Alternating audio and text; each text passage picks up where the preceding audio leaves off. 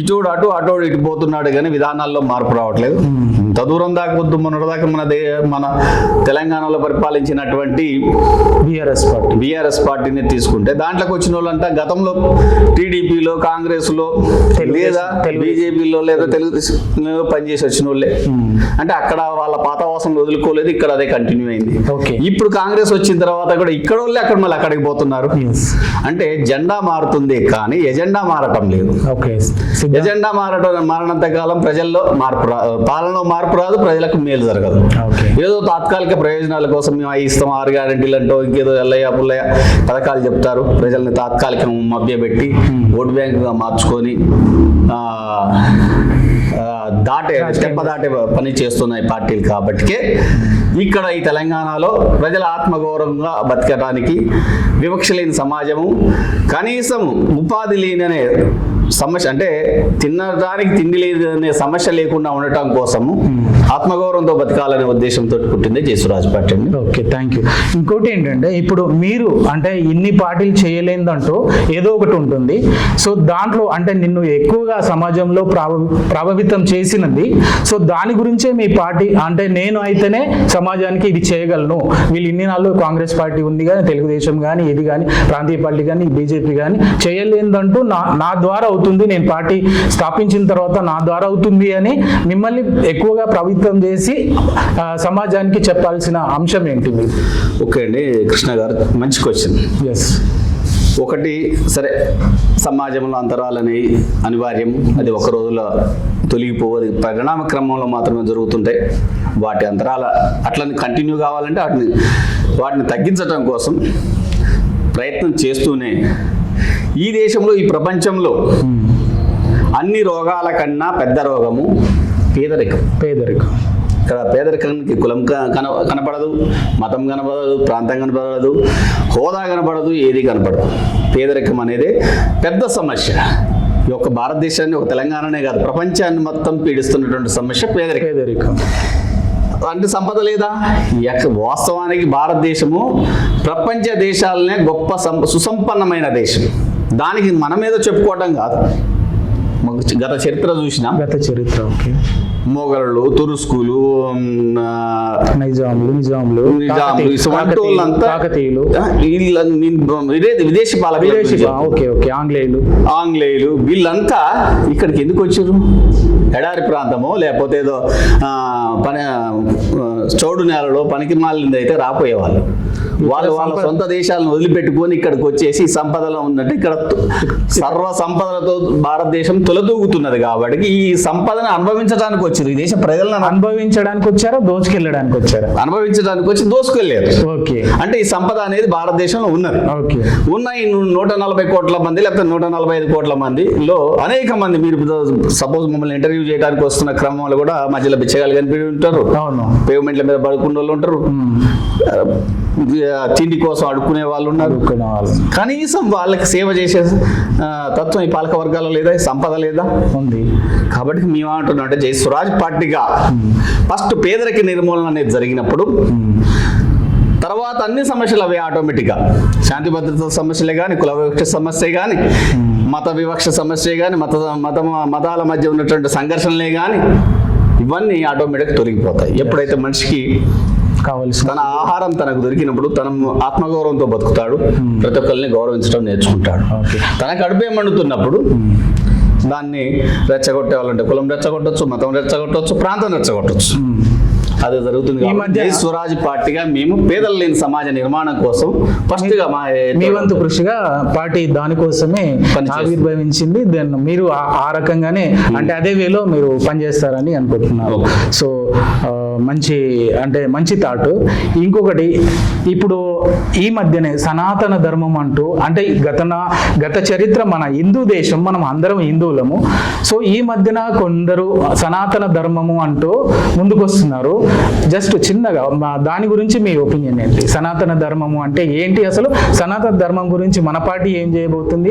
సనాతన ధర్మం గురించి అసలు ఎలా ఉండాలి, అసలు ఇది ఏంటి అనేది మీ మాటల్లో. ఒకటండి, ఈ చాలా మంచి క్వశ్చన్. సందర్భం సిచ్యువేషన్ కూడా.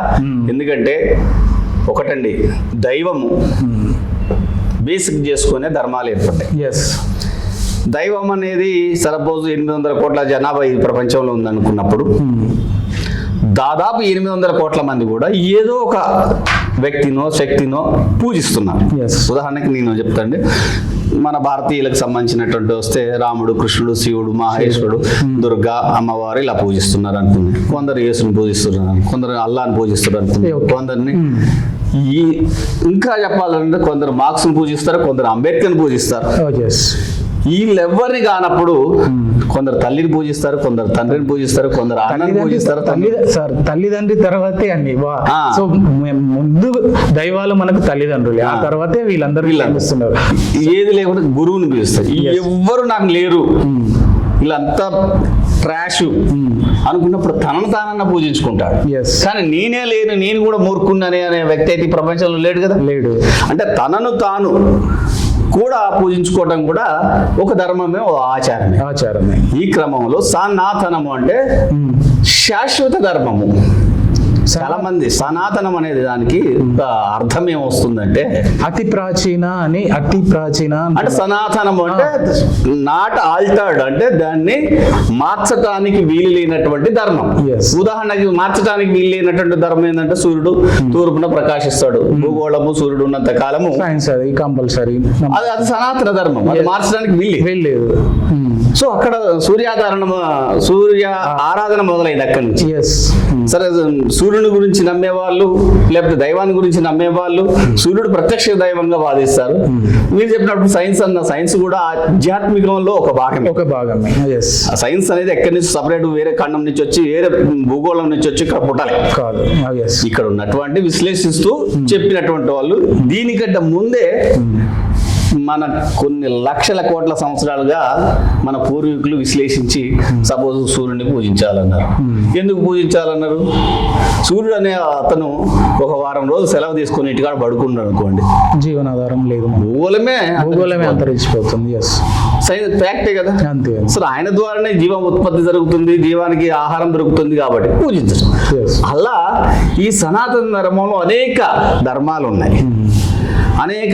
ఈ ధర్మాలంటే ఏంటండి, చాలా మంది ధర్మం అంటే ఏదో కూర్చొని మల్లయ్య కూర్చొని రాసింది అనుకుంటారు. దాన్ని ఫాలో అవుతున్నారు. చెప్తున్నాను, ఇప్పుడు సపోజ్ మనం అగ్గిని ముట్టుకుంటాం, అగ్గి ధర్మం ఏంది? కాలుతుంది. దాని ధర్మం అది. నీళ్ళని ముట్టుకుంటాం లేకపోతే ఐస్ గడ్డని చల్లగా, దాని ధర్మం అది. అంటే ఆ వస్తువులకి ఆయా ప్రాంతాల్లో ఉన్నటువంటి ధర్మాలని బట్టి వీటిని ఆచరించాలన్నారు. సనాతన ధర్మం అంటే సపోజ్ నేను భారతదేశంలో సమశీతోష్ణ ప్రాంతంలో ఉన్నా కాబట్టి మీ వేషాధారణ కానీ నా వేషాధారణ కానీ ఈ విధంగా ఉన్నది. అదే టండ్రా ప్రాంతాల్లో మనం బతుకుతున్నాం, లేకపోతే టండ్రా ప్రాంతం మనం బతికేది ఆల్రెడీ బతుకుతున్న వాళ్ళు ఉన్నారు. వాళ్ళ ఇండ్లే మంచు గుడారాలతో ఉంటాయి. అక్కడ వాళ్ళు ఇంత లావు మందపు షట్టర్లు వేసుకుంటే తప్ప బతకలేరు. వస్త్రధారణ ఉండాలి. అక్కడ ధర్మం అది. ఆ ధర్మాన్ని ఇక్కడ పాటించాలంటే సపోజ్ తీసుకొచ్చి ఇక్కడ పాటించడం అనుకోండి, ఎండాకాలంలో ఉక్కపోసి మనిషి ఎడారి ప్రాంతం ఉంది సపోజ్ మన మధ్య ఆసియా ప్రాంతం అంతా, అవన్నీ ఒకప్పుడు. ఈ రోజు సపోజ్ పెట్రోల్ వచ్చిన తర్వాత కొంచెం పచ్చగా కనిపిస్తున్నాయి కానీ ఎడారి ప్రాంతాల్లో ఉండేది దొరికేది ఆహారము, జంతువులు, నీళ్ళు కూడా దొరకపోయే, జంతువులు వేటాడుకుంటూ తినేవాళ్ళు, ఎర్రని ఎండల్లో తిరుగుతూ ఉంటారు. అక్కడ సంబంధించినటువంటి ధర్మాలు వేరే ఉంటాయి. వాళ్ళ వేషాధారణ, వాళ్ళ ఆచారము, వ్యవహారాలు ఉంటుంది. ఇట్లా ప్రపంచంలో ఆయా ప్రాంతాలు భౌగోళిక పరిస్థితులను బట్టి ఆచారాలు, ధర్మాలు ఉన్నాయి. ఈ చాలా మంది ఏమనుకుంటారంటే ఆచారం అంటే వేరేది, ఆచారం అంటే ఆచరించేది ఆచారం. ఎవరు ఆచరిస్తారు? ఆ ప్రాంతంలో ఉన్నటువంటి వాళ్ళు ఆచరిస్తారు. ఆ ప్రాంత భౌగోళిక పరిస్థితులను బట్టి, అక్కడ ఉన్నటువంటి భౌగోళిక పరిస్థితులను బట్టి వచ్చింది ఆచారం. ఆయా వస్తువులకు ఉండే లక్షణాన్నే ధర్మం అంటారు. ఇంకోటి సార్, మన తల్లిదండ్రుల నుంచి కూడా మనకి ఈ ఆచారాలు ఇవన్నీ మనకు ఉన్నాయి కదా, మనం అవే ఫాలో అవుతాం. ఆయా కుటుంబాల్లో తరతరాలుగా వస్తున్నటువంటి కొన్ని పద్ధతులు ఉంటాయి, వాటిని పాటించడమే ఆచారం. ఎస్. ఇలా సనాతన ధర్మము అనేది దానికి ఆది అంతం లేనటువంటిది. ఎస్. ఓకే. ఆది అంతం లేనటువంటిది. మీరు అన్నట్టు అది పురాతనం కూడా అనుకోవచ్చు. ఎస్. భూగోళం పుట్టిన దగ్గర నుంచి, మానవ జాతి పుట్టిన దగ్గర నుంచి వచ్చినటువంటి. అదే సార్. సో అనంతర పరిణామ క్రమంలో కొంతమంది బోధకులు వచ్చారు. సపోజ్ ఉదాహరణకి బోధకులు వచ్చారు, బుద్ధుడు వచ్చాడు, పీఠాధిపతులు వచ్చారు, చాలా మంది వచ్చారు. బుద్ధుడు, జైనుడు, మహమ్మద్ ప్రవక్త, యేసుక్రీస్తు, జొరాస్ట్రియన్, వీళ్ళంతా బోధకులు. ఆయా ప్రాంతాల్లో ఉన్నటువంటి ధర్మాలు, ఆచారాలని ప్రచారం చేశారు, అక్కడ ప్రజలకి ప్రచారం చేసినట్టు ఉంటుంది. అది పరిణామ క్రమంలో ఆచారంగా, ధర్మంగా, మతంగా మారింది. అంతేగాని ఒకరికొకరు శత్రువులు కాదు, ఒకరికొకరు కొట్టుకోవడం కాదు. ఎక్కడ ధర్మం అక్కడదే. మొత్తం మీద ప్రపంచంలో ఉన్నటువంటి మానవులంతా ఒకటే. ధర్మాలు, ఆచారాలు భిన్నంగా ఆయా ప్రాంతాలను బట్టి. ఎడారి ప్రాంతంలో బట్ట వేషాధరణ, ఆహార వేషాధరణ వేరే ఉంటది. టండ్రా ప్రాంతంలో, శీతల ప్రాంతంలో ఆహార వేషాధరణ, ఆహారం తినటము, వేషాధరణ వేరే ఉంటది. మన సమశీతోష్ణ ప్రాంతం, వాస్తవానికి అంటే ప్రపంచంలో అత్యుత్తమమైనటువంటి ప్రాంతం ఏంటంటే సమశీతోష్ణుల ప్రాంతమే. అది భారతదేశం ఆ సమశీతోష్ణ స్థితిలో భౌగోళిక మండలంలో ఉన్నది.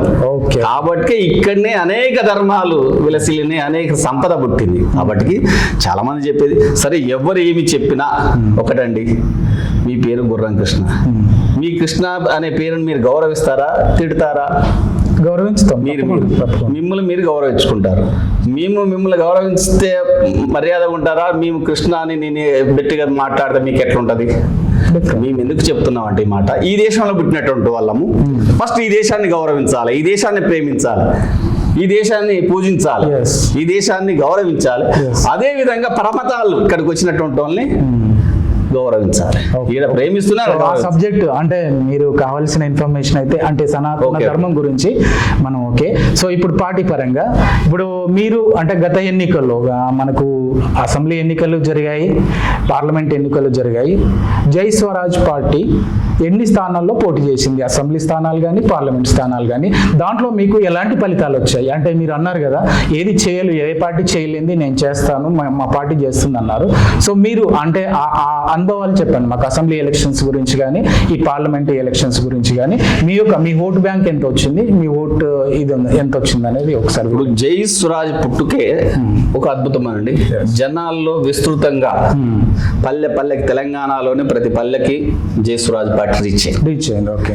సరే, మీరు ఇక్కడ రెండు రకాల, నాట్ ఓన్లీ తెలంగాణ, మొత్తం ఇండియా, భారతదేశం, ఆంధ్రాలో ఉన్నది, కర్ణాటకలో ఉన్నది, next Punjab, next Delhi committee పడుతుంది. ఇది ఒకటి.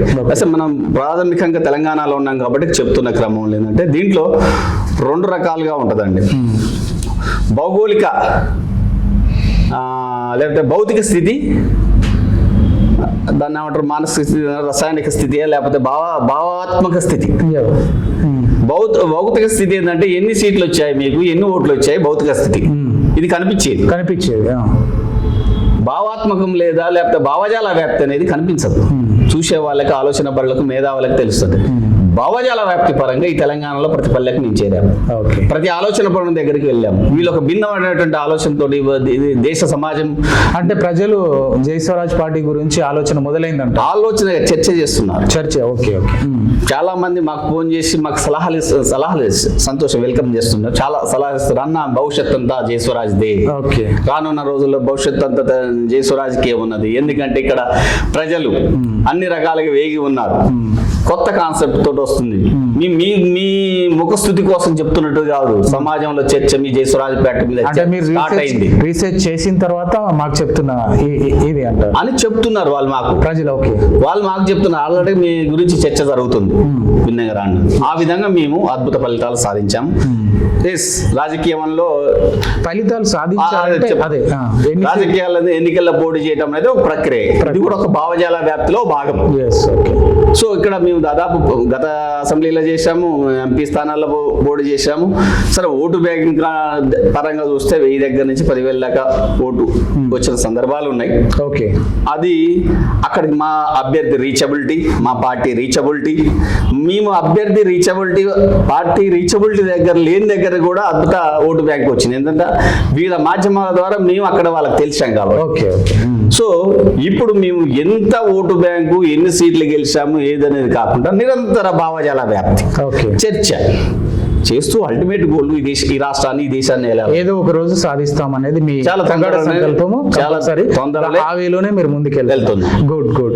ఇప్పుడు ఒక పార్టీ స్థాపించాలంటే అతను ఆర్థికంగా ఎంతో అభివృద్ధి చెంది ఉండాలి, లేదంటే ఆస్తులైనా ఉండాలి, లేదంటే వేరే వాళ్ళ సపోర్టింగ్ అయినా ఉండాలి, లేదంటే ఇంకేదైనా ఉండాలి, ఆయనకు మూలధనం అయినా ఉండాలి, ఇంకేదైనా ఉండాలి. కానీ ఏమి లేకుండా, జేబులో ఏది లేకుండా మీరు పార్టీని స్థాపించి ముందుకెళ్తున్నారు. మీకు పార్టీ గడవడానికి అంటే పెద్ద పెద్ద పార్టీలో కొన్ని పార్టీ ఫండ్స్ వస్తాయి, నేషనల్ పార్టీస్కి, వాళ్ళకి ఎలక్షన్ కాంపెయిన్లో వాళ్ళు పెట్టుకుంటారు.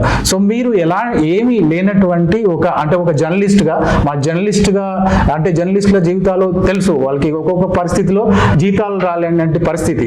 అలాంటి సందర్భంలో ఆ జాబ్ చేసి కూడా ఆ వృత్తి నుంచి వచ్చేసి పొలిటికల్ పార్టీ పెట్టేసి మీకు ఎలాంటి సపోర్ట్ వస్తుంది? మీ దగ్గర ఎంత ఆర్థికంగా అయితే మీరు లేరు, ఎందుకంటే ఎవరు సంపాదించలేదు జర్నలిస్ట్ ఫీల్డ్లో ఉంది కాబట్టి. మీరు ఎలా దీన్ని అధిగమిస్తున్నారు? మీ యొక్క ఆర్థిక స్థితిని ఎట్లా ఓవర్కమ్ చేస్తున్నారు? ఒక సంతోషం అండి, ఒక మంచి క్వశ్చన్. అంటే రాజకీయాలంటేనే డబ్బు, డబ్బు ఉంటేనే రాజకీయం అనే స్థితికి అంటే ఈ మధ్య సంపాదించుకోవడానికే రాజకీయ పార్టీ పెడుతున్నారు, మళ్ళీ పార్టీ మారుతున్నారు, మరి ఇంకేదో అంటున్నారు. సో అది కాకుండా మీరు ఏమీ లేకుండా, డబ్బు లేదు మీ దగ్గర, సో మీరు ఎట్లా పార్టీ ఫండ్ని ఎట్లా జనరేట్ చేస్తున్నారు, ఎట్లా ఏంటి? అదే చెప్తున్నాను. డబ్బు, రాజకీయం అంటే డబ్బు ఉంటేనే రాజకీయం నడపాలనేది ఈ లేని ఒక అపోహను ప్రజల మధ్య సృష్టించబడింది.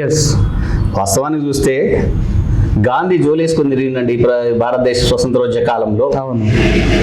మహిళలు వాళ్ళ ఒంటి మీద ఉన్నటువంటి బంగారం దుద్దులతో, ఈవెన్ దాన్ని ఏమంటారు, దుద్దులు, నగలు ఇవే కాదు, పుస్తకాలు కూడా తీసి ఆయనకి డొనేట్ చేశారు, ఇచ్చారు. అది ఎందుకోసం? మన స్వాతంత్రం కోసం. కానీ ఇక్కడ రాజకీయ పార్టీ స్వాతంత్రం అదే చెప్పబోతున్నా. స్వాతంత్రం అనే సాధించడం కోసం వాళ్ళకి ఉన్న ఆర్గనైజేషన్ ఆనాడు కాంగ్రెస్. ఆ కాంగ్రెస్ అనే వ్యవస్థ నడవడం కోసము ఇవన్నీ విరాళాలు సేకరించారు. ఈ దేశ కమ్యూనిస్టులు అంతే. అంటే నేను ఇది ఎందుకు చెప్పబోతున్నా అంటే, కొన్ని లక్షల కోట్లు లేదా వేల కోట్లు వెనక బీరువాల్లో లేకపోతే గదులలో దాచుకొని వచ్చిన వాళ్ళే పార్టీ పెడితేనే నడుస్తుంది అనేది తప్పు అపోహ. మన కళ్ళ ముందే పేర్లు చెప్పను, మీ అందరూ కూడా విశ్లేషించుకుంటుంది. తెలంగాణ, ఆంధ్రప్రదేశ్లో వచ్చిన పార్టీలు ఎన్నో చూడొచ్చు, వాళ్ళు వెనకున్న డబ్బు ఎంతో చూడొచ్చు, వాళ్ళు వెనకున్నటువంటి బలం ఎంతో చూడొచ్చు. క్యాలెండర్ తిరక్క ముందే మూతపడ్డ పార్టీలు అనేకం చూస్తున్నాం. సో ఇక్కడ మేము చెప్పేది ఏంటంటే, అట్లనే మా దగ్గర డబ్బు లేదా? కొందరు నాయకులు, అంటే ఇప్పుడు పార్టీలోకి వచ్చేసి కొందరు నాయకులు రాజకీయంలో పోటీ చేసి గెలిచిన తర్వాత అతను జీరో బ్యాలెన్స్ నుంచి కొన్ని కోట్లకు పలగలెత్తారు వాళ్ళు కూడా. సో ఇట్లాంటి మన సిచ్యువేషన్స్ మన కళ్ళ ముందు ఎంతో చూస్తున్నాం. ప్రజలు కూడా వాళ్ళు అంటే ఇతను ఒక బిజినెస్ పరంగానే వచ్చాడని వాళ్ళను మళ్ళీ నెక్స్ట్ ఎలక్షన్స్ లో ఓడించేసి ఇంటికి పంపిస్తున్నారు. సో మీరు గ్రేట్ సార్, అంటే మీరు ఎలాంటి పనులు లేకుండా ఈ భావజాలాన్ని స్వరాజ్ పార్టీ తరఫున తీసుకెళ్తున్నారు. ఒక సామాజిక న్యాయం కోసం మీ పార్టీ పనిచేస్తుంది. సో మీరు అంటే ఏది లేకుండా కూడా ముందుకెళ్తున్నందుకు మీకు మళ్ళీ శుభాకాంక్షలు. అదే చెప్పండి, అంటే ఓకే, అదే విషయానికి వచ్చి పార్టీ ఫండ్ వనరుల గురించి చెప్పుకొచ్చినా కానీ ఈ దేశంలో ఉన్నటువంటి 145 కోట్ల మంది మా ప్రజలే అండి, మా స్వరాజ్ పార్టీ అభిమానులే అంటావా? ఓకే, ఈ దేశంలో ఉన్న సంపద అంతా మాది. ఓకే, ఎందుకంటే రైట్, ఈ దేశ ప్రజలంతా కూడా మా ఆత్మ బంధువులే, మా అన్నదమ్ములే, మా అక్క చెల్లెలే, వీళ్ళే. వాళ్ళకి మేము రీచ్ అయిన తర్వాత అవసరము ఎంత కావాలంటే, అంటే అవసరాలకు తగ్గ, అంటే మా అన్నయ్య ఇంటికి వచ్చాడు, మీరు కంపెనీకి వెళ్తే మా అన్నయ్య ఇంటికి వచ్చాడు, ఏమి లేకుండానే మా అన్నయ్య కోటేస్తా అనే సంకల్పం స్థితి ప్రజల్లో ఏర్పడింది అంట.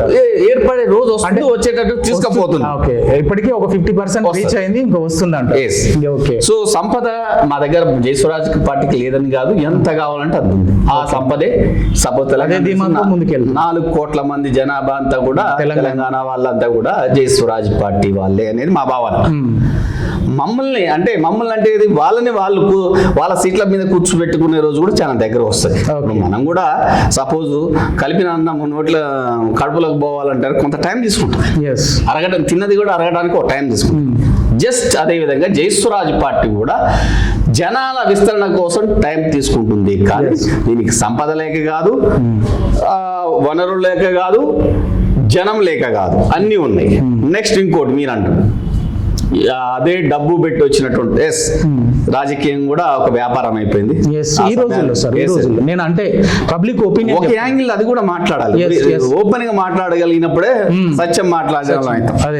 లేకపోతే దొంగతనంగా అదే మభ్య పెట్టే మాటలు మాట్లాడితే కొంతమంది 100 కోట్లు 50 కోట్ల సీజన్ తీసుకుంటారు. రేపు ఎలక్షన్స్ ఇంకో 2 నెలలు వస్తాయి అనుకో, ఇంకో 2-3 పార్టీలు కూడా వస్తాయి, 100-50 కోట్లు యాంచో తీసుకొస్తారు. ఆ సమయానికి పెద్ద చల్లుతారు, కాసేపు రంగుల ప్రపంచం చూపిస్తారు, కొంచెం మీడియాకు చూపిస్తారు, కొంత హోర్డింగ్స్ చూపిస్తారు. 100కి 200 వచ్చినా ఓకే మా దుకాణం బంద్. చూసాం మనకు అలా ముందే. సరే వాళ్ళ పేర్లు చెప్పడం మనకు సబబు కాదు కానీ చూసాం. అదే విధంగా మీరు అన్నట్టు కొన్ని మెర్జీ చేస్తుంటారు. మేము ఈ రోజుకి ఇది 6 ఏళ్లు దాటినటువంటి పార్టీ. స్థాపించి 6 సంవత్సరాలు. స్థాపించి 2018 ఆగస్టు 14 మా రిజిస్టర్డ్ డేట్. మా establish date February 1. Jai Swaraj party అనేది August 18, February 1. అంటే మరి రేపు ఫిబ్రవరి వస్తే 7 ఏళ్ళు. ఈ 7 ఏళ్లలో ఫిబ్రవరిలో ఘనంగా అంటే సెలబ్రేషన్ ఆవిర్భావ దినోత్సవాలు కూడా జరిపే ప్లాన్ చేస్తున్నాము. ఈ 7 ఏళ్లలో ఎక్కడ మేము అడుగు వెనకడుగు వేయాలి.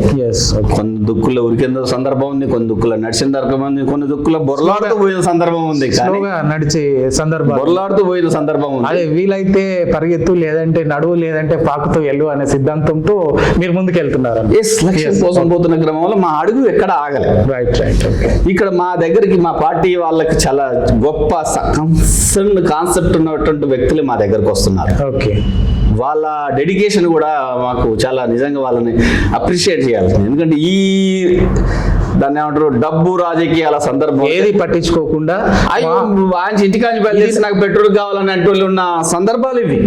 ఇది నా పార్టీ అని ముందుకొచ్చి స్వచ్ఛందంగా పార్టీ తరఫున ప్రచారం చేసి, పార్టీ తరఫున పోటీ చేసి, ఇదేమైనా ఫలితం ఏదైనా మీతోనే ఉన్నారంటే అది గ్రేట్. అది మీ క్రెడిబిలిటీ మీకు దగ్గుతుంది. దానికి మా శుభాకాంక్షలు. ఎందుకంటే చేస్తున్నారు కాబట్టి, చేయాలి కాబట్టి ఉంటుంది.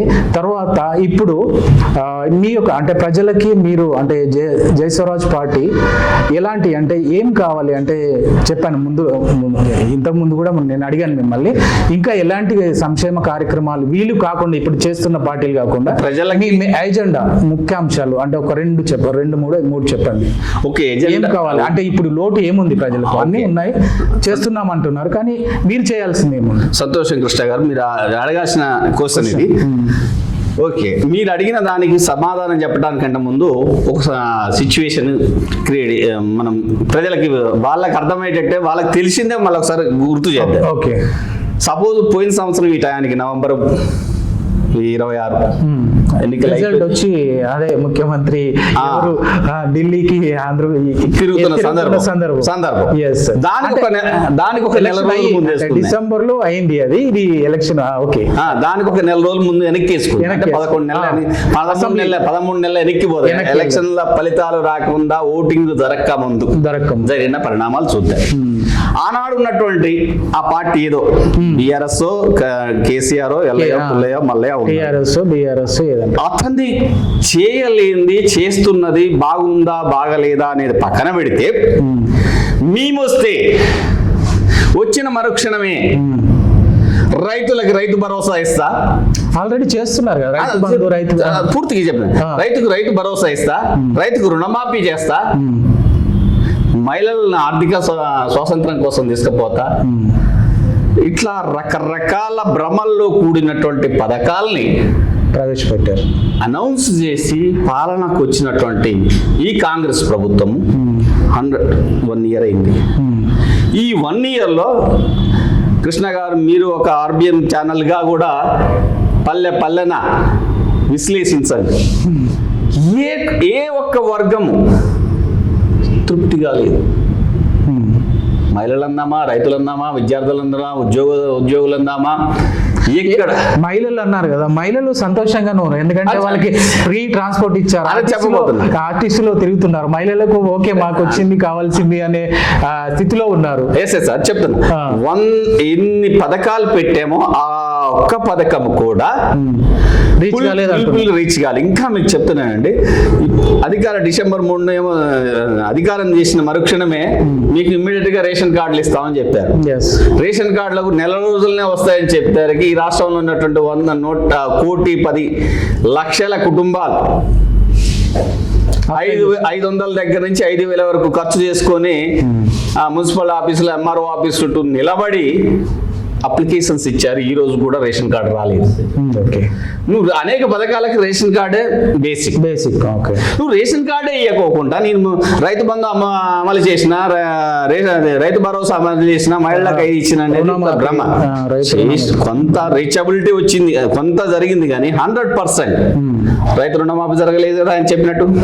రైతు భరోసా 3 కార్లు వెళ్ళిపోయినాయి కదా. పోయిన రైతు రుణమాఫీ 2 లక్షల్లో ఆల్రెడీ చాలా మందికి వాళ్ళు ప్రభుత్వం ఏం చెప్తుందంటే రైతు రుణమాఫీ కొన్ని వాళ్ళ ఆధార్ కార్డులు అప్డేట్, బ్యాంకు ట్రాన్సాక్షన్స్ డిఫరెంట్ గా ఉన్నాయి కాబట్టి వాళ్ళకి రాలేదు. కానీ పర్ఫెక్ట్ గా జరిగింది రైతు బంధు అనేది ఇప్పుడు కాంగ్రెస్ పార్టీ చెప్పడానికి పవర్లో ఉన్నప్పుడు వాళ్ళ మాట చెప్పాలి కానీ సగం మందికి కూడా రీచ్ కాలేక 50,000 కూడా ఉండి మాఫీ కానటువంటి కుటుంబాలు కూడా చాలా చూస్తున్నాం.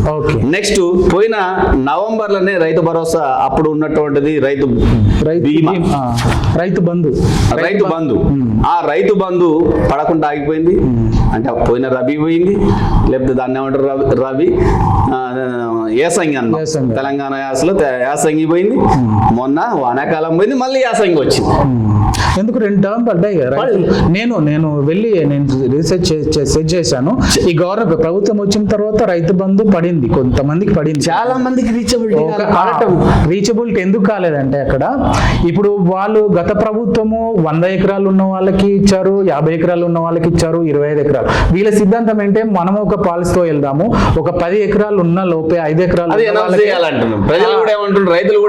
2 లక్షలు 3 లక్షలు 2 ఎకరాలు 3 ఎకరాలు ఉన్న వాళ్ళకి పడింది. అది పడింది. అదే అంటున్నాం. మేము ఏమంటుందంటే నీ పాలసీని ఓపెన్ గా అనౌన్స్ చేయమని కోరుతున్నాం. ప్రజలు అదే అంటున్నా, అది జరగలేదు. నెక్స్ట్ ఒకటి పాపం వాళ్ళకు కూడా ఇంట్రెస్ట్ లేదు మహిళలకి ఆ బస్సుల మీద ఫ్రీగా తిరిగేది. నిజంగా చెప్పాలంటే కొన్ని బస్సుల్లో కూడా ప్రయాణం చేసి అబ్జర్వ్ చేసి ఇంట్రెస్ట్ లేదంటే వెళ్తూనే ఉన్నారు కదా సార్. ఇప్పుడు ఒకటండి, అందుబాటులో ఉన్నప్పుడే ఎక్కుతున్నారు, కానీ దాంతో ఆర్థికంగా కుటుంబానికి వచ్చేది ఏముందా? ఏం లేదంటారా? అదే మహిళలకి ప్రతి నెల ఒక 10,000 నుంచి 15,000 ఇన్కమ్ వచ్చే పథకాలు చూపించినట్లయితే అది ఆ కుటుంబం బాగుపడుతుంది, ఆ ఊరు బాగుపడుతుంది, ఈ రాష్ట్రానికి కూడా కొద్దిగా ఆర్థిక ప్రయోజనాలు ఉంటాయి. సమాజం బాగుపడిందంటే ఆటోమేటిక్ గా వ్యవస్థ బాగుపడ్డట్టే కదా. అంతేగా. అది చేయకోకుండా అంటే నేను అనేది ఏంటంటే ఈ 1 year కాలంలో కొన్ని భ్రమల్లో ప్రజలు ఉంచేసి వాళ్ళ ఓటు బ్యాంకును ఆ సమయానికి మార్చుకోవటం వల్ల జరిగిన దుష్పరిభావం ఇది. ఏ ఒక్క వర్గము కూడా ఈ పాలన కాంగ్రెస్ రేవంత్ మీద అనుకూలంగా లేదు. కాబట్టి ఇప్పటికి మేమేమంటున్నాం అంటే రానున్న రోజులు కానీ మీరు అంటున్నారు, కానీ ఇప్పుడు వాళ్ళు 1 year అయింది మన ప్రభుత్వం ఏర్పడి సక్సెస్ సంబరాలు చేసుకోవాలి. డిసెంబర్ 1 నుంచి 10 రోజుల పాటు చాలా ఘనంగా సక్సెస్ సంబరాలు చేసుకోబోతున్నారు. వాళ్ళు ఆల్రెడీ నిన్న 100% వాళ్ళు సక్సెస్ సంబరాలు చేసుకోవాల్సిందే, ముఖ్యమంత్రి గారు చెప్పారు. సంబరాలు చేసుకోవాల్సిందే, చేసుకుంటారు కూడా, సక్సెస్ కూడా అయ్యారు. ఏ విధంగా? వాళ్ళు నిన్న మొన్నటి దాకా సంవత్సరం క్రితం ప్రతిపక్షంలో తిరుగుతున్నటువంటి వ్యక్తులు అధికార పక్షంలో కూర్చున్నట్టు సక్సెస్ అయినట్టే కదా. వాళ్ళు అధికార దర్పాన్ని అనుభవిస్తారు కదా. ప్రజల స్థితులు ఉంటే పక్కన పెట్టండి, వాళ్ళ కోసం సంబరాలు 100% వాళ్ళ కోసం చేసుకుంటున్నటువంటి వ్యవస్థ ఇది. అందుకనే ప్రజలకు మరొకసారి చెప్తున్నాం, ప్రజలారా, జై స్వరాజ్ పార్టీ చెప్పేది అదే, పాలక వర్గాలు చెప్పేది అదే. రేపు జై స్వరాజ్ పార్టీ అది ఆ పని చెప్పి చేయకపోయినా గల్లా పెట్టుకుందామండి. మేమనేది ఏంటంటే పేదలు లేని సమాజం కోసం వాళ్ళ పథకాలు ఏంటి, ఎస్ వివక్ష లేని సమాజం కోసం వాళ్ళ విధానాలు ఏంటి, ఎస్ విద్య వైద్యం సమాజానికి అందడానికి వాళ్ళ దగ్గర ఉన్నటువంటి విధానాలు ఏంటి, Yes. ఈ దేశంలో పుట్టినటువంటి లేదా ఈ రాష్ట్రంలో పుట్టినటువంటి ప్రతి విద్యార్థికి కనీస హక్కు. తోటి విద్యార్థి పోయి ఎక్కడో మంచి స్కూల్లో చదువుతుంటే అసలు స్కూల్కి పోయినటువంటి విద్యార్థి కూడా వాళ్ళు పోతుంటే చూసుకుంటూ బాధపడుకుంటూ పోయే స్థితి ఇంకా ఈ తెలంగాణలో ఉన్నది. ఓకే ఇంకా బడి ఈడి పిల్లలు బడికి పోనే వాళ్ళు అనేక మంది ఉన్నారు. ఎందుకు ఈ 75 ఏళ్ళ ఇంకా స్వతంత్రం అవును తెచ్చుకొని బడి- తెలంగాణలో కొన్ని ఊర్లకు ఇంకా రోడ్ రోడ్డు ట్రాన్స్పోర్ట్ కరెంట్ లేదు. కానీ లేదు, కొన్ని బాత్రూమ్ టాయిలెట్స్ కానీ లేవు, పిల్లలకి ఎడ్యుకేషన్ కానీ లేదు. ఏంటంటే మనకు వైద్యం అన్నట్టు వైద్యం అందట్లేదు. ఏంటంటే ఆరోగ్యం ప్రజలకు కావాల్సింది కూడు గుడ్డ నీడ అంటారు కదా, ఆ పాలసీ అంటే ఇవి ఇన్ని రోజులుగా 75 సంవత్సరాల చరిత్రలో కూడా ఇంతవరకు ఇంకా లేదు. మీరు కూడా వాళ్ళకి ఏది కావాలో అది ప్రొవైడ్ చేస్తా అంటున్నారు. That's good. మేము అదే చెప్పబోతున్నాం. ప్రతి గ్రామంలో ఒక వైద్యశాల ఉండాలి. వైద్య ఆల్రెడీ వీళ్ళు అనౌన్స్ చేస్తున్నారు. ఒక యూనివర్సిటీ, ఒక మెడికల్ కాలేజ్, ఒక ఆసుపత్రి. ఇప్పుడు పురాతన ఆసుపత్రిలకు కూడా గత ప్రభుత్వం చేయలేనటువంటి ఉస్మానియా జనరల్ ఆసుపత్రికి కూడా వాళ్ళు మళ్ళీ రినోవేట్ చేసి మళ్ళీ చేస్తాము, ప్రజలకు మెరుగైన వైద్యం అందిస్తామని చెప్తున్నారు. సో ఆసుపత్రులు కూడా ఇనాగ్రేషన్ కానీ భూమి పూజలు కానీ మళ్ళీ కట్టబోతున్నారు. ఆ విషయంలో అది చేయాల్సిన ఆహ్వానించాల్సిందే. కొత్త హాస్పిటల్ వస్తుంటే దానికంటే ముందు ఒక మాట చెప్తానండి. చెప్పండి. టెర్షరీ ఈ రాష్ట్రంలో ఈ దేశంలో 3 రకాల వైద్యాలు ఉంటాయి. Primary, secondary, tertiary. ప్రైమరీ అంటే దగ్గు పడిశం, కాలుకు దెబ్బ తగిలినప్పుడు, లేకపోతే ముక్కు ఇంకేదో అయినప్పుడు, కంటికి ఏదో అయినప్పుడు ఇమ్మీడియట్ గా గవర్నమెంట్ గ్రామంలో లేకపోతే వార్డు స్థాయిలో ఉన్నటువంటి హాస్పిటల్ పోయి ప్రాథమిక వైద్యం ఆరోగ్య కేంద్రానికి వెళ్ళేసి ఈ ప్రాథమిక వైద్యాన్ని పాలక వర్గాలు కావాలని నిర్వీర్యించేశారు. ఎప్పుడైతే నాకు దగ్గు పడిశం ఒక వ్యక్తికి వచ్చిన తర్వాత ఆడ ప్రభుత్వ వైద్యం దొరకనప్పుడు ఇక దగ్గు పడిశమే కదని కొన్ని రోజులు నిర్లక్ష్యం చేయటం వల్ల అది న్యూమోనియా గాను టీబీ గాను మారిన తర్వాత సీరియస్ పొజిషన్ వచ్చిన తర్వాత ఉపయోగపడేది టెర్షరీ హాస్పిటల్. మీరు చెప్పిన గాంధీ, నిమ్స్, ఉస్మానియా చెస్ట్ హాస్పిటల్, నిమ్స్ కానీ వాటి అయి ఉండాలి. కానీ ప్రాథమిక దశలో ఉన్నటువంటి హాస్పిటల్ పెంచితే వాటి అవసరాలు ఉండదు ప్రజలు. అంటే ఇప్పుడు ఒక పబ్లిక్ కి ఏంటంటే ఒక పర్సన్ కి చిన్న పుండు అయినప్పుడే అక్కడ గాయం అంతే బాగుంటుంది, కానీ అది పెద్ద అయినాక ఈ పెద్ద హాస్పిటల్ కి వచ్చిన తర్వాత ప్రయోజనం ఏంటి అంటున్నారు. ఓకే, అందుకని మేము అదే అంటున్నాం. ప్రతి గ్రామంలో కూడా ప్రభుత్వ వైద్యం స్టార్టింగ్ ఉండాలి. తొలి దశలోనే ఆరోగ్యం అక్కడ మీరు అనొచ్చు ఉన్నది కదా గ్రామాన. ఇప్పుడు ప్రాథమిక ఇప్పుడు మహిళలకు వాళ్ళు అంటే ప్రెగ్నెన్సీ కానీ ఇస్తున్నారు. అదే మీరు అనబోయేదని నేను చెప్పబోతున్నా. ప్రతి గ్రామంలో కూడా హాస్పిటల్ ఉంది కదా, లేకపోతే ఏ నమ్మలు ఉన్నారు కదా, ఇది కాదు. అక్కడ సపోజ్ మందులు ఉంటే సరైనట్టు వైద్యుడు ఉంటే నర్సింగ్ టీం ఉండదు. ఈ 3 ఉంటే హాస్పిటల్ ఉండదు. ఈ నేపథ్యంలో ఇవి సరిగా పనిచేయట్లేదు. ఓకే, సో మనం ఏమంటున్నాం అంటే ఇప్పుడు మండలానికి 1 లేకపోతే పెద్ద మండలాలకు 2 పిహెచ్సీలు ఉన్నాయి. ప్రతి గ్రామానికి కనీసం వెటర్నర్స్ తోటన్నా లేకపోతే ఒక ఎంబీబీఎస్ డాక్టర్ తోటన్నా హాస్పిటల్ ఉండాలంటున్నాం. ఒక గ్రామాలు కనీసం 5,000 మంది ఉన్నారు జనాభా. ఒక క్వాలిఫైడ్ డాక్టర్ తోటి మనం పెట్టలేమా? అక్కడ నర్సరీ ట్రీట్మెంట్ ఇచ్చేసి పంపిస్తారు. ఏఎన్ఎం అంటే సాధారణ మానవ సహజం ఏముంటుంది, ఏఎన్ఎంఏ కదా, మనం సమస్య చెప్తే వాళ్ళు ఇస్తారు అనేదే ఉంటుంది.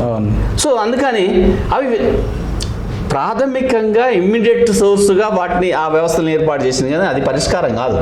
ప్రతి గ్రామంలో ఒక క్వాలిఫైడ్ వ్యక్తితో హాస్పిటల్ ఉన్నప్పుడు నమ్మకంతో కృష్ణ గారి దగ్గర పోతే నాకు మానొద్దు అనేది వస్తారు. ఇంకా బాధాకరం ఏంటంటే సరే ఆ పదాలు చెప్పొద్దు, కానీ అన్క్వాలిఫైడ్ పీపుల్ కూడా ప్రాక్టీస్ చేస్తుంటే వాళ్ళ దగ్గర పైసలు ఇచ్చిపోయి ప్రజలు వైద్యం చేయించుకుంటున్నారు. ఆర్ఎంపీ డాక్టర్లు కానీ. మరి అదే వ్యవస్థ నువ్వు పెడితే చేసుకుంటారు కదా. అవునవును. అందుకని మేము ఏమంటారంటే విద్యా వైద్యం. ఓకే సార్, ఇప్పుడు జై స్వరాజ్ పార్టీ ఇంకా ముందు ఇప్పుడు చాలా పార్టీలు ఒక మహాకూటమిలుగా ఏర్పడి వాళ్ళతో కాలేందండి. ఇప్పుడు చిన్న పార్టీ, ప్రాంతీయ పార్టీ మంది, అంటే జాతీయంగా కూడా ఉంది అంటున్నారు. సో ఈ ప్రాంతీయ పార్టీలన్నీ ఒక నేషనల్ పార్టీతో ఎలక్షన్లో గెలుపొందాలంటే ప్రాంతీయ పార్టీలతో భాగస్వామ్యం చేసుకొని వాళ్ళతో టైఅప్ అయ్యి ఎలక్షన్లో క్యాంపెయిన్ చేస్తున్నారు. ముందు జయస్వరాజ్ పార్టీ కూడా అలాంటి సిద్ధాంతాలని అదే భావజాలంలో వెళ్తుందా, అదే వేలు వెళ్తుందా, లేదు మేము డిఫరెంట్గా వెళ్తాము, ఇండిపెండెంట్గా వెళ్తాము అనే భావనలో ఉందా? 100% జయస్వరాజ్ పార్టీ ఈ దేశ ప్రజల సేవ కోసం వచ్చినటువంటి పార్టీ. ఈ దేశ ప్రజల్ని సింహాసనం మీద కూర్చోబెట్టి మేము వారికి సేవ చేయాలనే లక్ష్యంతో ఉన్నాం. ఇక్కడ మా యొక్క టార్గెట్, లక్ష్యం ఒకటే, సింగిల్. దాన్ని కూడా స్పష్టంగా అంటే ఫ్యూచర్ లో ఎలాంటి పెట్టుకోమంటారు, అదే చెప్పబోతున్నా. మేము సీట్లో కూర్చుంటే మేము అనుకున్న సిద్ధాంతాలని, మేము అనుకున్న ఆలోచనల్ని ఇంప్లిమెంట్ చేయగలుగుతాం. వేరే పార్టీ వాళ్ళే మీ పాలసీలకు అట్రాక్ట్ అయ్యి మీ వెంబడి నడవాలి, కానీ మేము మాత్రం ఏ పార్టీకి అనుగుణంగా. అందుకని ఇక్కడ మేము ఎజెండా సీట్లో కూర్చోవడానికి కావాల్సిన ఎత్తుగడలే వేసుకుంటూ జనం దగ్గరికి పోతాం. ఓకే, మేము మాకు ఎవరన్నా మాకు తోడు వచ్చినా మాకు ఉపయోగపడుతుందంటే వాళ్ళ తోడు ఉంటాం, కానీ వాళ్ళ కోసం మేమైతే పోము, లేదా మా అవసరాల కోసం వాళ్ళ దగ్గరికి పోము. ఈ 6 ఏళ్ల కాలంలో మా దగ్గర ఈ తెలంగాణలో మీరు కూడా చెప్పబోతున్నా, ఈ తెలంగాణ అనేక కూటములు కూడా వచ్చినాయి, చిన్న పెద్ద రకరకాల కూటములు, చిన్న నొద్దు పెద్ద అన్ని కూటములు కూడా, పెద్ద పార్టీలు కూడా సార్, పెద్ద పార్టీలు కూడా చిన్న పార్టీలు టైఅప్ అయ్యి ఎలక్షన్. ఇప్పుడు ఏపీలో చూడండి, జనసేన చిన్న పార్టీగా ఆవిర్భవించి చిన్న పార్టీ మమ్మల్ని అప్రోచ్ అయ్యి రండి మీరు కూడా మనం కలుద్దాం అనే అనేక సందర్భంలో ఈ 6 ఏళ్ల కాలంలో మాకు వచ్చిన ఒత్తిళ్లు కొన్ని కాదు, మా దగ్గరకు వచ్చిన వాళ్ళు కొద్దోళ్ళు కాదు, అయినా మేము ఆయన అడుగు దండం పెట్టినాం. మీ అవసరం వచ్చిన రోజు వస్తాంలేండి. ఓకే, వాళ్ళతోనే ఒకవేళ మీరు ఫాలో అయ్యి ఉంటే ఈ పార్టీకి మీరు కూడా ఎమ్మెల్యే ఒక 10 సీట్లు ఎమ్మెల్యే సీట్లు అయ్యి అసెంబ్లీ కూర్చునే వాళ్ళు అంటారు. మేము తాత్కాలిక ప్రయోజనాల కోసం పోవట్లేదు. ఓకే, పర్మనెంట్ సొల్యూషన్, పర్మనెంట్ సిద్ధాంతాల కోసం మా లక్ష్యాన్ని దెబ్బతీసి మా సిద్ధాంతం ఇప్పుడు తాత్కాలిక ప్రయోజనాల కోసం పోతే అప్పుడు ఏదో 4 సీట్లు 4 ఇంకా ఓపెన్గా మాట్లాడేది, వీళ్ళకి ఆ పలానాయంతో పోవడం వల్ల వీళ్ళకి ఫండ్ ఇచ్చిర్రు, సీట్లు ఇచ్చిర్రు. ఫండ్ సీట్లతోటి ఈ వ్యవస్థను మార్చలేము. ఫండ్ ఇచ్చే రోజు ప్రజలే ఇస్తారు, ఆ గాంధీ గారికి ఇచ్చినట్టు మాకే ఇస్తారు, లేదా వాళ్ళే ఓట్లు వేసుకొని గెలిపించుకుంటారు. సో వాళ్ళ దగ్గరికి మా భావజాల వ్యాప్తి తీసుకుపోవటము, మేమేందో చెప్పుకోవటము, అదే చేస్తాము. ఈ దేశాన్ని ఏలటానికి కావాల్సినటువంటి, ఈ రాష్ట్రాన్ని ఏలటానికి కావాల్సినటువంటి ఎత్తుగడలను వేసుకుంటూ పోతాం. అది అధికార పక్షంతో, అధికార పక్షం మాతో వచ్చి కలుస్తుందా, ప్రతిపక్షం వచ్చి మాతో వచ్చి కలుస్తుందా, లేదా మేము వాళ్ళ దగ్గరికి పోతామా, ఏదైంది కానీ జయస్వరాజ్ పార్టీ సింహాసనం మీద కూర్చునే దానికోసమే తినపోతుంది. జయస్వరాజ్ పార్టీ మహిళలకు, ఇప్పుడు ఉన్న పార్టీలు కూడా ఎక్కువగా మహిళలకు ప్రాధాన్యత ఇవ్వట్లేదని ప్రతి పార్టీ, గతంలో బీఆర్ఎస్ కానీ, కాంగ్రెస్ కానీ, ఇంకా బీజేపీ కానీ, నేషనల్ పార్టీస్ కానీ, ప్రాంతీయ పార్టీలు కానీ, ఒక వెస్ట్ బెంగాల్లో మమతా అంటే తను సీఎం ఉండి కొద్దిగా సమన్వయం చేస్తుంది అంటారు. మీరు జయస్వరాజ్ పార్టీ మహిళలకు ఇంకా ఫ్యూచర్లో ఎలాంటి అంటే ప్రోత్సాహకాలు కానీ, పార్టీలను వాళ్ళని మహిళలను ఆకర్షించడానికి ఎలాంటి ప్రణాళికలు రూపొందిస్తుంది మీరు? ఒకటండి, మహిళలు అనేవారు వాళ్ళకి ఎంత రిజర్వేషన్, మహిళలు అనేవాళ్ళు ఎవరు ఎలా ముందుకు తీసుకెళ్ళాలి, దూరపోళ్ళు కాదు, మహిళలు అనేవాళ్ళు ఈ సమాజంలో భాగం. మహిళలు ఈ సమాజానికి పూర్తి బాధ్యత మహిళలకి. వాస్తవానికి ఓకే, ఒక పాప పెంచి పెద్దవాళ్ళని చేసే వరకు కూడా వాళ్ళ పాత్రనే ప్రధానమైనది. అంటే ఈ సమాజాన్ని పోషించడంలో, తీర్చిదిద్దడంలో కూడా వారిదే ప్రధానమైనది. సో ఇప్పటికి కొన్ని ఈవెన్ మొన్న అనేక 20 ఏళ్ళుగా మహిళలకు 33% చట్టసభల్లో రిజర్వేషన్లు ఇవ్వాలనే డిమాండ్ జరగడం, బిల్లు పార్లమెంట్లో పెట్టిన ఆగిపోవడం, చట్టంగా మారకపోవడం, చివరికి మొన్న మోడీ మేము ఇంప్లిమెంట్ చేస్తామని చెప్పటము. మేము అనేది ఏంటంటే 33% కాదు, వాళ్ళు ఎంతమంది ముందుకు వస్తే 100% వాళ్ళు వచ్చినా వాళ్ళకి ఇవ్వడానికి మేము సిద్ధం. ఓకే, మొన్న కవిత గారు అన్నారు, అంటే మహిళల కోసం మహిళా రిజర్వేషన్ బిల్ కోసం ఢిల్లీలోకి వెళ్ళి ధర్నా చేస్తాను అది అని చెప్పారు. తను మళ్ళీ ఇప్పుడు బహిర్గతంగా మళ్ళీ అదే నేను చెప్పబోతున్నా అండి. రిజర్వేషన్ అనేది పెట్టుకున్న ఒక క్లాస్. నీ బీఆర్ఎస్ లో మహిళలకు 33% ఇస్తానంటే ఎవరన్నా అడ్డుకుంటూ ఉన్నారా? లేరుగా. అదే మరి ఇవ్వచ్చు కదా, నువ్వు నీ పార్టీలు నువ్వు ఇంప్లిమెంట్ చేయి ఫస్ట్. అదే అనేది ఏంటంటే నీకు హక్కు ఉన్నది కదా 50%, 33%, లేకపోతే 100% నీ పార్టీలో ఇంప్లిమెంట్ చేయడానికి. మేమేమన్నా మీరు ఎంతమంది ఎంత పర్సంటేజ్ ఇస్తుంటే అంతే. 100% మహిళలు వచ్చిన ముందుకి ఇవ్వడానికి గతంలో పార్టీ వాళ్ళే ఒక దానికి ఏ అసెంబ్లీలో బిల్ పెడితే అది చట్టం కోసం పోరాటం ఒకటి పోరాటం పక్కన పెడితే నీ బీఆర్ఎస్ లో మొన్న ఎన్నికల్లో ఎంతమంది మహిళలకు ఇచ్చినావు అదేగా, అది కూడా చూస్తారు కదా ప్రజలు, చూస్తారు కదా. అదే సో అందుకనే చెప్పేది ఆచరణకు కనీసం 50% ఉన్నప్పుడు ప్రజలు టాలీ కావట్లేదు, టాలీ కావట్లేదు వాళ్ళు 2 దఫాలుగా వాళ్ళు ప్రభుత్వం ఏర్పాటైంది కానీ మహిళలకు కరెక్ట్ ప్రాధాన్యత ఇవ్వలేదు ప్రజలు. అందుకే కొద్దిగా ఇంట్లో ఉన్నారనేది కూడా ఇది. ఇప్పుడు ఈ కాంగ్రెస్ ప్రభుత్వం కూడా వాళ్ళకి మహిళలకు ప్రాధాన్యత ఇస్తుంది అంటున్నారా? మహిళలకు ప్రాధాన్యత అంటే ఇప్పుడు 1-2 బస్సులో ఫ్రీ టికెట్ ఇచ్చామనేది మహిళలకు ప్రాధాన్యత కాదు. టికెట్ మహాలక్ష్మి ప్లాన్ అని పెట్టారు మహిళలకు, ఇవన్నిటికంటే ఉచిత బస్సు మహిళల కోసమే, ఇంకా చాలా ఉన్నాయి. ఇవన్నీ పెట్టినా పై మెరుగులు. కాంగ్రెస్ పార్టీ మెయిన్ అంటే ఇందిరమ్మ రాజ్యం, మహిళ ఒక ఇందిరమ్మ అనే పాలసీ కాంగ్రెస్ గా ఉంది. ఇప్పుడు ప్రియాంక గాంధీ గారిని మొన్న చాలా మెజారిటీతో వాయనాడులో మళ్ళీ బీట్ చేసింది. సో మహిళలకు వాళ్ళు కాంగ్రెస్ పార్టీలో. కృష్ణ గారు మీరు అనేది ఒప్పుకుంటా, కాంగ్రెస్ అంటే ఒప్పుకోవటం అంటే ఏంటంటే కాంగ్రెస్ మంచి పదవులు కాంగ్రెస్ పార్టీలో ఒక పెద్ద లీడరు ఇందిరాగాంధీ గారు కాబట్టి వాళ్ళ పార్టీ మీ లీడర్ ని చెప్పుకోవడంలో వాళ్ళు చెప్పుకుంటారు. కానీ ఈ దేశానికి ఇందిరాగాంధీ ఏం చేసిందండి? ఏం చేయలేదంటారా? ఏం చేసింది? ఎమర్జెన్సీని తీసుకొచ్చింది ఆమెనే, పిట్టల లెక్క కాల్చి చంపింది జనాల్ని, ప్రజాస్వామ్యాన్ని జైలు పాలు చేసింది, కూని చేసింది అంటారు. ఓకే, కానీ మరి అంత చేసినా కూడా పేదరిక నిర్మూలన కోసం అనేక 20 పథకాల సూత్రం తెచ్చినా అన్నావు. ఎప్పుడు తెచ్చింది? దాదాపు 50 ఏళ్ళు దాటిపోయింది కదా ఇప్పటికీ. మరి ఇంకా పేదరికం ఎందుకున్నది? ఎక్కడ ఇంప్లిమెంట్ చేసినావు? ఈ దేశాన్ని 76 ఏళ్ల కాలంలో కనీసం ఒక 20 ఏళ్ల కాలం పక్క తీయకపోతే 50 ఏళ్ల కాలము నీ ప్రభుత్వమే, నీ పార్టీనే కదా నడిపింది. ఇప్పుడు కూడా చెప్తున్నాను, మొన్న వచ్చిన ఒక 10 ఏళ్ల కాలం బీఆర్ఎస్ పార్టీ అనేది పక్కన పెడితే అంతకుముందంతా నువ్వే కదా, నీ పథకాలే కదా. ఇప్పుడు కేంద్ర ప్రభుత్వం సార్, కేంద్ర ప్రభుత్వంపై మీ ఒపీనియన్ ఏంటంటే వాళ్ళు కరెక్ట్గా చేస్తున్నారంటారా? ఇప్పుడు మూడు దఫాలుగా ప్రధానమంత్రిగా కొనసాగుతున్నారు నరేంద్ర మోడీ గారు. సో ఆ పార్టీ పైన మీ ఒపీనియన్ ఏంటి? ఇప్పుడు భారతదేశం కరెక్ట్ చేస్తున్నారంటారా? వారు కరెక్ట్ చేస్తారు. 10 ఏళ్ళ 11వ సంవత్సరము ఈ దేశంలో పేదరికంలో కొంత లేకపోతే నిరుద్యోగం కొంత మార్పు కావాలి. ఎక్కడ చేసారు? వాళ్ళు పూర్తిగా కార్పొరేట్ ఏజెంట్లు, కార్పొరేట్ సంస్థల ఏజెంట్లు. సామాన్యుడిపై భారం, సామాన్యుడి దగ్గరికి వాళ్ళు రావటం లేదు. సామాన్యుడి దగ్గర చాక్లెట్లు బిస్కెట్లు పంచినట్టు రకరకాల పథకాలు చేస్తారు, అవి కూడా సామాన్యుడికి చేరట్లేదు. వీళ్ళు ఎంతసేపటికి కార్పొరేట్ ఏజెంట్లు, ఉదాహరణకి ఏమంటారంటే అదాని, అంబానీ, టాటా, బిర్లా, ఈ కంపెనీలకి ఏజెంట్లుగా బీజేపీ ఇక్కడ పనిచేస్తుంది అనేది జగమెరిగిన సత్యం. ఓకే, స్వరాజ్ పార్టీగా అవుట్ రైట్ గా దేశీయ విధానాలను మేము ఆహ్వానిస్తున్నాం. కానీ దేశీయ విధానాలు అంటే అంబానీని పోషించడమా, అదానిని పోషించడమా, టాటాని పోషించడమా, బిర్లాని పోషించడమా? వాళ్ళ కంపెనీలు లక్షల కోట్ల స్థానానికి పేదోడు మాత్రం డొక్కల్లో 4 మెతుకులు లేకుండా ఇబ్బంది పడుతున్నాడే, ఎక్కడ నీది? సో అది కూడా సమన్వయం జరగట్లేదు. వాళ్ళు అసలు ప్రజాపాలనే వదిలిపెట్టారు. సరే, ఇప్పుడు మనకి త్వరలోనే జిహెచ్ఎంసీ ఎన్నికలు రాబోతున్నాయి, కార్పొరేట్ ఎలక్షన్స్ రాబోతున్నాయి.